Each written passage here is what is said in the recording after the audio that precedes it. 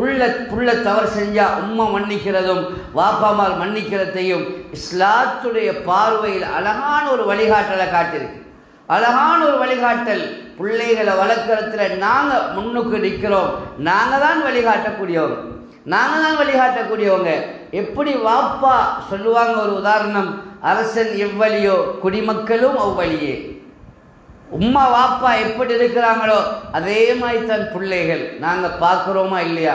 இன்றைக்கு எத்தனையோ இடங்களில் உம்மா வாப்பா பிள்ளைகளை விட்டுட்டு போகிறாங்க. பிள்ளைகள் ஒத்தரும் இல்லை, அனாதைகளாக இருக்கிறாங்க. அங்கேயும் இங்கேயும் போதைகளுக்கு அடிமையாகி பிள்ளைகளுடைய நிலைப்பாடுகள் ரொம்ப கவலையாக இருக்கு. அண்மையில் ஒரு வாலிபர் வந்து சொன்னார், எங்கட வாப்பா வெளிநாட்டில், உம்மா வேற கல்யாணம் முடிச்சுட்டு போயிட்டாங்க, நான் தனியை மாற்றிக்கொண்டேன்.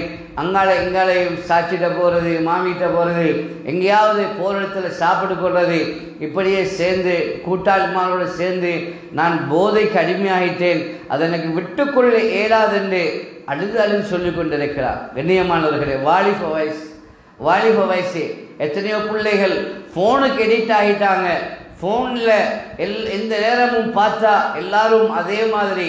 இன்றைக்கு நான் ஃபோனை விரும்புகிற மாதிரி, ஃபோனை நேசிக்கிற மாதிரி, என்னை கூட்டாளி பிள்ளை விரும்புகிற மாதிரி நானும் நீங்களும் ஏண்ட அல்லாவை நேசிக்கலையே. நீங்கள் அல்லாவை நேசிக்கலையே. அல்லாவை நேசித்தவங்க எப்படி இருப்பாங்க? அல்லாவோட இரக்கமானவங்க எப்படி இருப்பாங்க? காக்கி புக்தியார் ரஹ்மத்துல்லாஹி அலைஹி புக்தியார் என்ற பெயரோட சேர்த்து தாக்கி என்ற உருதுல ரொட்டி என்று சொல்லுவாங்க. ரொட்டி என்ற பெயர், பெரியார் என்ற பெயர் உருவாகிச்சு.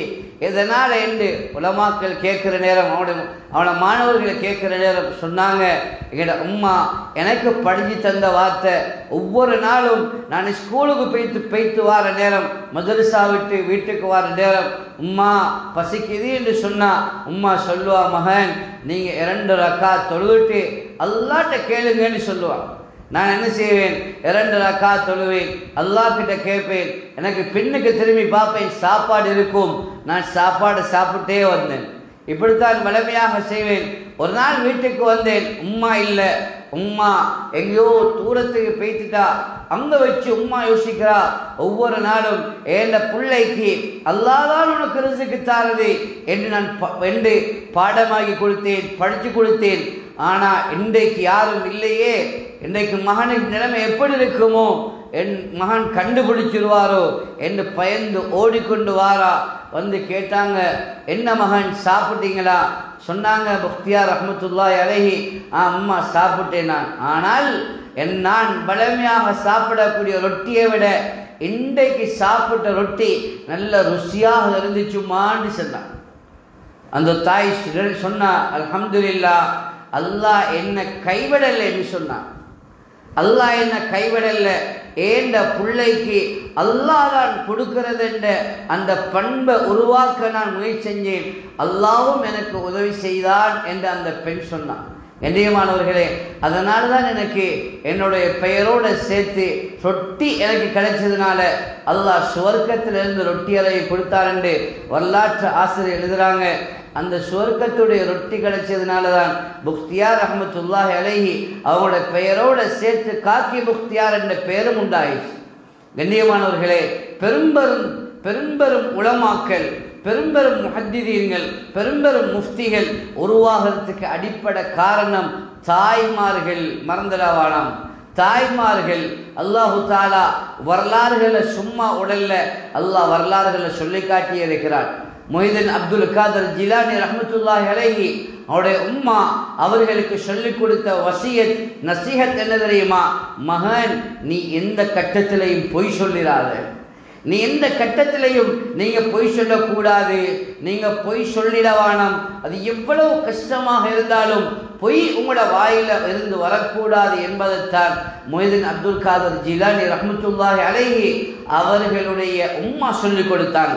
அதனால்தான் அந்த கல்வர்கள் பிடித்து மொஹிதீன் அப்துல் காதர் ஜிலானி ரஹ்மத்துல்லாஹி அலைஹி அவர்கள்ட்ட கேட்கிற நேரம் மொஹிதீன் அப்துல் காதர் ஜிலானி ரஹ்மத்துல்லாஹி சொன்னாங்க, என்னுடைய ஜிப்பாவுடைய உள்ளுக்கு ஒரு பக்கெட் இருக்குது, அந்த பக்கெட்டுக்குள்ள 7 பொற்காசில் இருக்குதுன்னு சொன்னான். அந்த கள்ள கூட்டம் அந்த கல்வர்கள் அங்க வைத்து எடுத்து பார்க்கறாங்க, இருக்குது. கேட்டாங்க, ஏ வாலிபரை, நீங்க உண்மையை சொன்னீங்க. சொன்னாரு முஹம்மது அப்துல் காதர் ஜிலானி ரஹ்மத்துல்லாஹி அலைஹி, என் உம்மா எனக்கு படிச்சிருந்த பாடம், மகன், ஒரு காலத்திலே நீங்க பொய் சொல்லிடாதீங்க, ஒரு காலத்திலே நீங்க பொய் சொல்லிடாதீங்க, விளையாட்டுக்காவது பொய் சொல்லிடவானம் என்பதை தான் பழகி கொடுத்தாங்க. வீட்டில் நாங்க பொய் சொல்லாம, வீட்டில் நானும் என் கணவனிடத்தில் எதையும் மறைக்காம, நாங்க என்ன கணவன் மனைவிடத்தில் மறைக்காம அன்பாக பாசமாக பழகிற நேரம் கண்ணியமான தாய்மார்களே, நல்ல பிள்ளைகளை எதிர்பார்க்கலாம், நல்ல பிள்ளைகளை எதிர்பார்க்கலாம். சாலியான குழந்தைகள் உருவாகிறது மதரசாவை விட இல்லை, பாடசாலையில இல்லை. நல்ல சூழல், வீட்டுடைய சூழல் அமையணும். வீட்டுக்குள்ள டிவி, வீட்டுக்குள்ள போன், வீட்டுக்குள்ள எல்லா கூத்தும், எல்லா நஜீஸும், எல்லா யஹூதியத்தும் வீட்டுக்குள்ளாரண்டா எங்கட புள்ள சாலையான புள்ளையா ஆகணும்னு எதிர்பார்க்கிறோம். அது கடைசி வரைக்கும் நடக்கிறது இல்லை.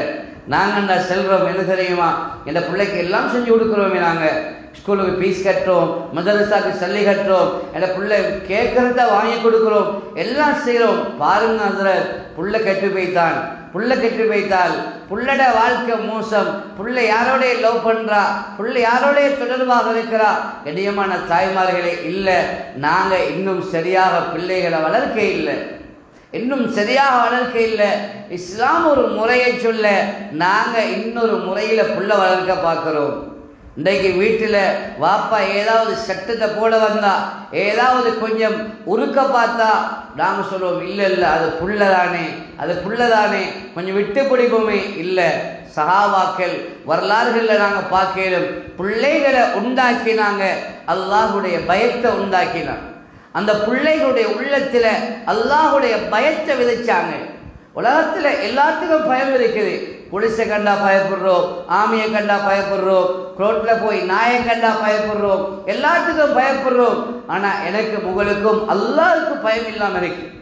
அல்லாஹ்வுடைய கட்டளைகளை மீறி செயல்படுத்துறதுல நான் நீங்களும் முன்னுக்காக இருக்கிறோம். கண்ணியமான தாய்மார்களே, இல்லை, நாங்கள் எப்போ அல்லாஹ்வுக்கு பயப்படுவோமோ அல்லாஹ் ஒரு காலம் எங்களை கைவிட மாட்டான்.